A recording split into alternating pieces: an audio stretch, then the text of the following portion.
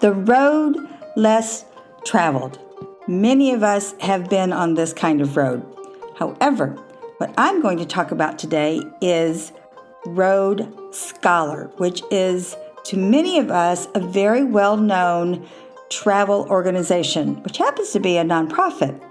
The important aspect of the road less traveled in this conversation is that many people know Road Scholar for their exotic, enticing, entertaining, worldwide travel, such as Peru, the Orient, places of that sort. But what I'm going to focus on today is actually the home programs they have, at-home lectures, which are free. Yes, the F word, because many of us in our 60s up to our 80s and 90s have been there, done that with travel.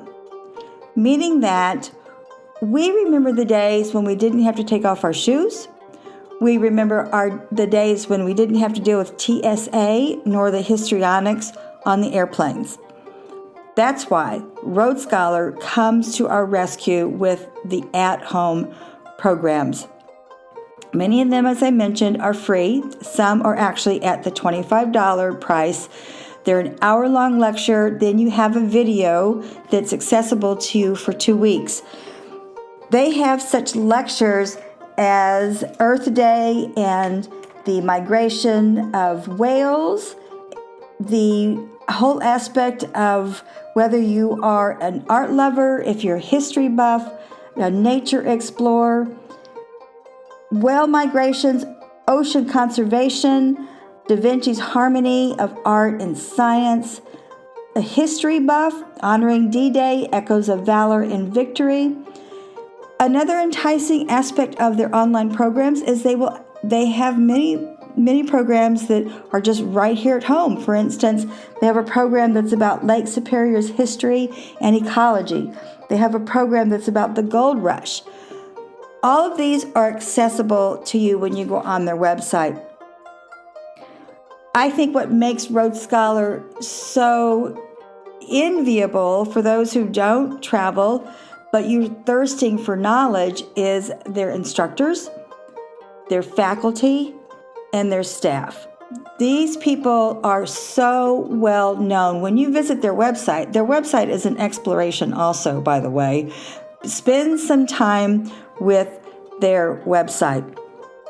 I have a little more information on my podcast details. I didn't want to take up too much time. Because they have, you'll find most of the online programs under trips and excursions.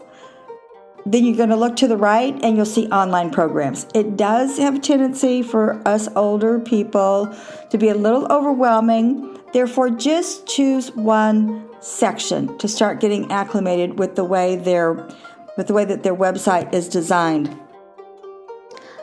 Also, if you're not used to using Zoom, which is how their lectures are presented, they have instructions. You can actually contact them, which is amazing. I talked to their PR director, Kelsey, and she was so helpful on explaining to me some of the ins and outs regarding the Road Scholar. The other aspect that I asked her was, we are having a lot of world upheaval. What do you folks do in those cases?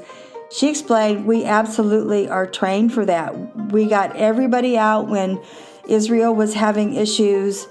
They had to actually cancel that program. There was another area, I can't remember what she was talking about, but they got everybody home in time. I believe it was the Mideast also.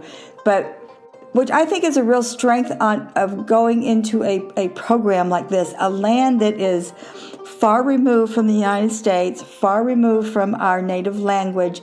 I think it's vitally important that you go with a group as Road Scholar because, A, they can speak the language, they can get you on the train, the plane, whatever, and you can get home safely. That, I think, is one of the largest benefits of traveling with an organization like Road Scholar. The other strength that Road Scholar has is just their depth of knowledge and the breadth of their instructors. These are people who are professors. They have traveled this area. They have lived in this area their entire lives. They're not just bringing to you a tour group. They are bringing to you their world information on this specific trip that you're going. The other thing I like about Road Scholar is you can look at the activity level, meaning that if it has 3 bars, you're probably going to do a lot of walking. If it has 1 bar, it's probably the at-home excursion. Absolutely check into the free at-home programs that they have. Work around the website, get used to it. Just look at one section at a time and become familiar with it, because it's another encyclopedia of information as it is. I don't want you to get overwhelmed because there's so much information, you could easily get overwhelmed. I want to introduce a woman in her 70s, a poet, a woman of a certain age, a Dominican, who is writing beautiful poetry, and the title is Oceans of Thoughts. She has published 3 of the books. I'm just putting a little information on this particular podcast today because I just thought that whole idea, Oceans of Thoughts, worked right into Road Scholar.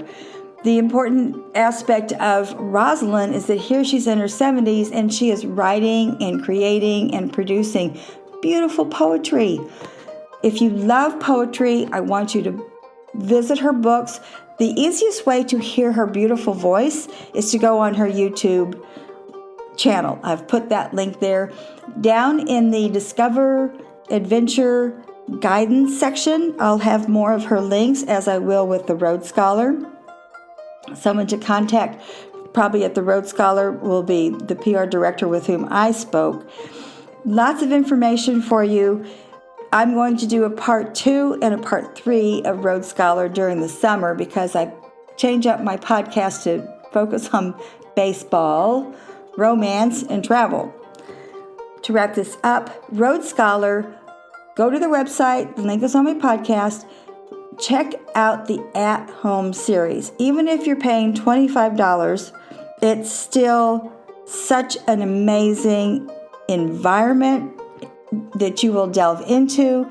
It's fascinating, and you'll feel really good about learning this information. Again, it's a nonprofit. The depth and breadth of their knowledge of the faculty, the instructors, the staff will take you to a whole nother universe. Certainly check out Rosalind Severin McLean's poetry. Listen to her on her YouTube channel. Beautiful voice, beautiful woman. And again, let's applaud someone in their 70s doing this. Merci, au revoir.